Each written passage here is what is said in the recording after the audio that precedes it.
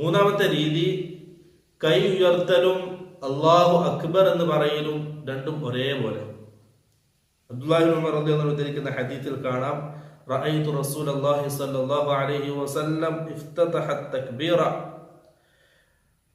സല്ലല്ലാഹു അലൈഹി വസല്ലമയെ ഞാൻ കണ്ടു തക്ബീർ കൊണ്ട് തുടങ്ങുമ്പോൾ, നിസ്കാരത്തിൽ സല്ലല്ലാഹു അലൈഹി വസല്ലം തക്ബീർ കൊണ്ട് തുടങ്ങുമ്പോൾ ഫറഫഅ യദൈഹി ഹീന കബ്ബറ, തക്ബീർ ചെയ്യുന്നതിനോടൊപ്പം റസൂൽ സല്ലല്ലാഹു അലൈഹി വസല്ലം കൈ ഉയർത്തുമായിരുന്നു.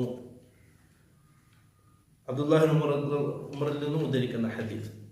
3 സഹീഹ ഹദീസാണ്. ഈ 3 രൂപത്തിലും പഠിപ്പിക്കപ്പെട്ടിട്ടുണ്ട്. ഒന്ന്, കൈ തക്ബീറത്തുൽ ഇഹ്റാം പറയുക, കൈ ഉയർത്തുക, അതിനുശേഷം തക്ബീർ പറയുക. 2, തക്ബീർ പറയുക, അതിനുശേഷം കൈ ഉയർത്തുക. 3, രണ്ടും ഒരേ സമയത്ത് ചെയ്യുക.